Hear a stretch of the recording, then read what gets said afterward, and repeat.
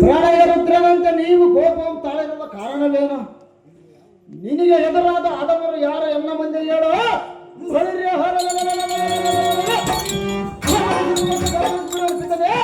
ಆಜ್ಞೆ ಕೊಡುತ್ತೇನೆ. ರಾಮ, ಎನ್ನಾಜ್ಞೆ ಪಾಲಿಸಬೇಕಾದರೆ ದೃಢಮನಸ್ಸಿರಬೇಕು. ಗಂಡನೆಯ ಗಂಡುಗಲಿ ಪರಶುರಾಮನ ದೃಢಬಲದಲ್ಲಿ ನಿನಗೆ ಅನುಮಾನವ ತಂದೆ. ಗಂಡನೆಯ ಗಂಡುಗಲಿ ರಾಮ, ಹಾಗಾದರೆ ಪ್ರತಿಜ್ಞೆ ಮಾಡುವೆಯ ತಂದೆ ಮಾತನ್ನು ಮೀರುವುದಿಲ್ಲವೆಂದು. ಅಹೋ ಜನಕ, ಬಾಲಕ, 33 ಕೋಟಿ ದೇವತರ ಸಾಕ್ಷಿ, ಸೂರ್ಯ ಚಂದ್ರರ ಸಾಕ್ಷಿ, ಅಷ್ಟ ದಿಕ್ಪಾಲಕರ ಸಾಕ್ಷಿ, ಎನಿಗೆ ಪರಶಿವ ಕೊಟ್ಟು ಕಳಿಸಿದ ಆ ಪರಶಿವನ ಸಾಕ್ಷಿ.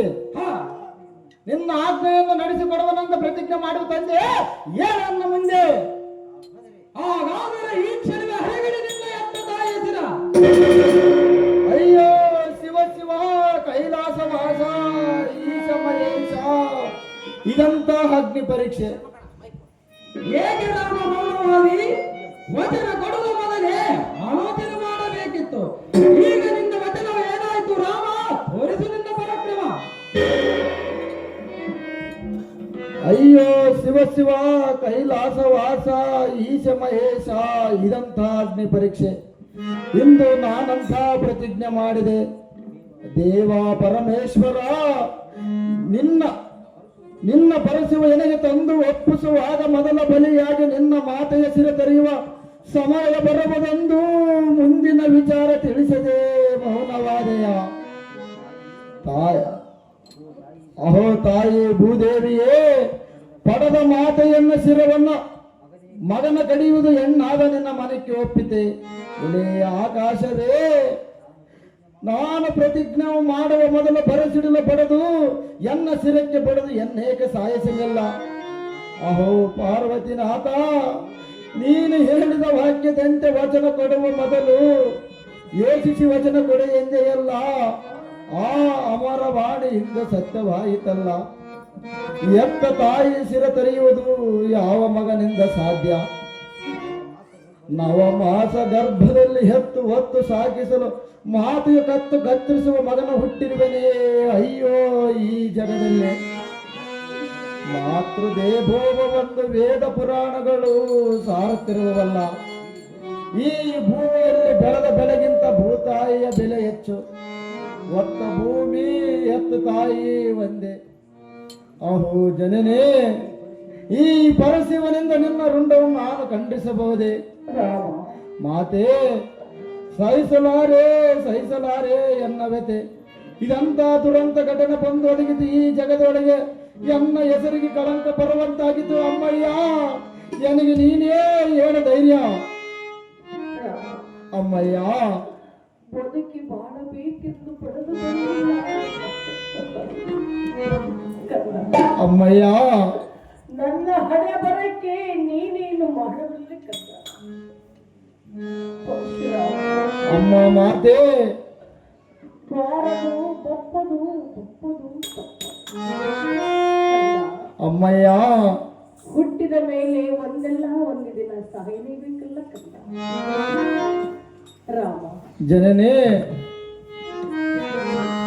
ಬದುಕೆ ಬಾಳುವ ಭಾಗ್ಯ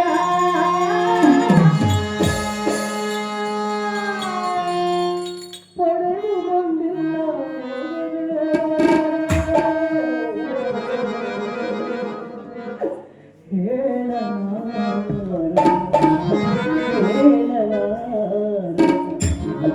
ಕಂಡೇಳಿದ ಕಂಡ ರೇಣುಕಿಯ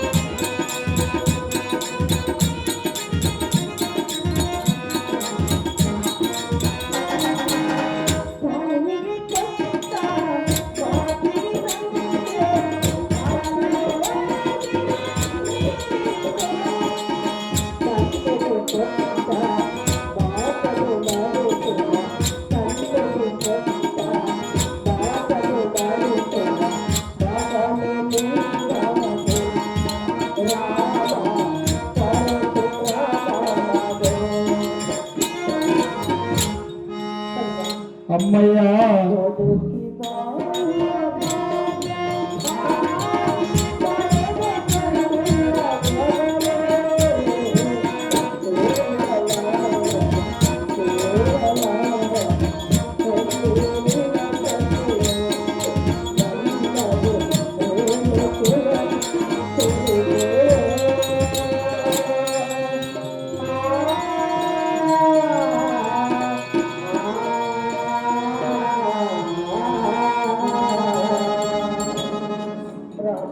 ಅಮ್ಮಯ್ಯ ಹೋಗಕ್ಕೆ ಬಾಳಬೇಕೆಂದು ಪಡೆದು ಬಂದಿಲ್ಲ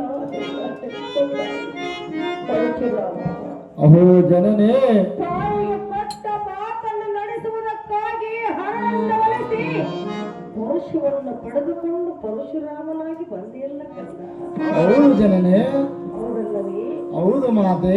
ಅದರಂತೆ ನೀನು ತಂದೆಯ ಕೊಟ್ಟ ಮಾತನ್ನು ನಡೆಸಲೇಬೇಕು ರಾಮ. ಮಾತೆ ನಿನ್ನ ಕೀರ್ತಿ ಜಗತ್ತಿಗೆ ತಿಳಿಯಬೇಕಾದರೆ ಚೆನ್ನಾಗಿ ಹೇಳು ಮಾತೆ. ಈ ನಿನ್ನ ಹೆತ್ತ ತಾಯಿಯು ರೇಣುಕಾ ಎಲ್ಲಮ್ಮ ಎಂದು ಭಕ್ತರಿಗೆ ತಿಳಿಯಬೇಕಾದರೆ ಕಂದ ಅಮ್ಮಯ್ಯ ತಂದೆಯ ಕೊಟ್ಟ ಮಾತನ್ನು ನಡೆಸೋ ಹಾರಿಸು ನಿನ್ನ ಹೆತ್ತ ತಾಯಿಯ ತಂದೆಗೆ ಕೊಟ್ಟ ವಚನವನ್ನು ಪಾಲಿಸಲೇಬೇಕು.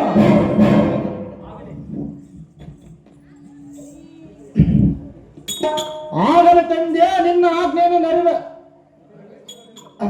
ಆಗಲ ತಂದೆ ನಿನ್ನ ಆಜ್ಞೆಯನ್ನು ಪಿತನೆ ಸದ್ಭಕ್ತಿಯ ಸಾಧಕರೇ. ಜೈ ಜಗದೇಶ್ವರ.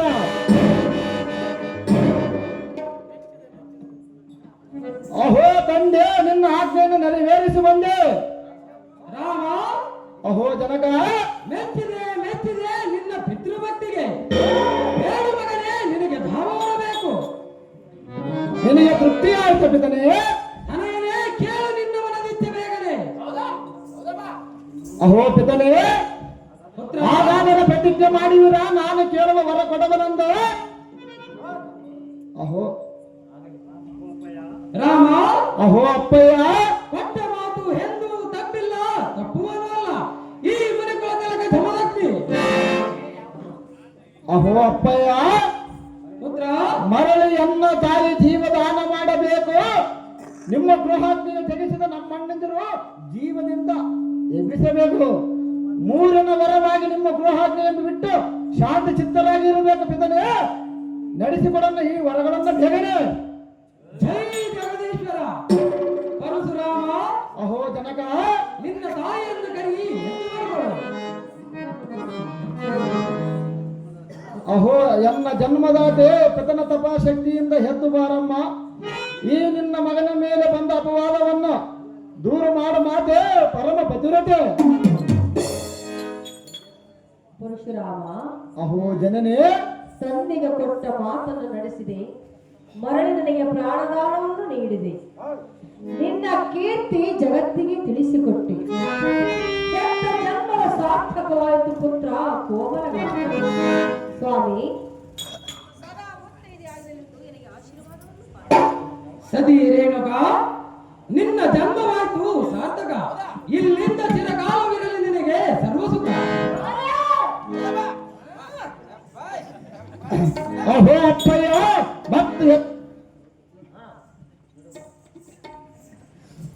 ಅಹೋ ಅಪ್ಪಯ್ಯ ಮತ್ತು ಎನ್ನ ಹೆತ್ತಮ್ಮನಾದ ರೇಣುಕ ದೇವಿ ಮಗನೇ ಈ ನಿಮ್ಮ ಗಂಡನ ವಿಜ್ಞಾಪನೆ ಏನೆಂದರೆ ಪುತ್ರ ಪಿತನ ಆಜ್ಞೆಗೆ ಸಿದ್ಧಬಾರದಂತೆ ತಾಯಿ ಮುಖಂಡ ಭೂ ಪ್ರಾಚಿತಕ್ಕಾಗಿ ಭೂ ಪ್ರದಕ್ಷಿಣೆ ಮಾಡಿ ಬರುವನು. ಆದ ಕಾರಣ ನನಗೆ ಆಶೀರ್ವಾದ ಮಾಡಿ ಕಳಿಸಿರಿ ಜನನೇ ಜನಕರೇ ದೇವತಾ ಸ್ವರೂಪರೇ. ಹೋಗಿ ಬಾ ಪುತ್ರ ಸೌರಗತ್ರ.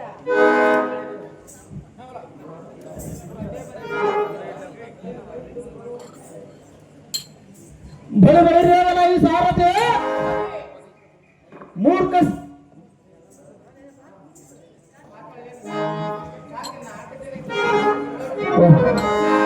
ಬೆಳಗ್ಗೆ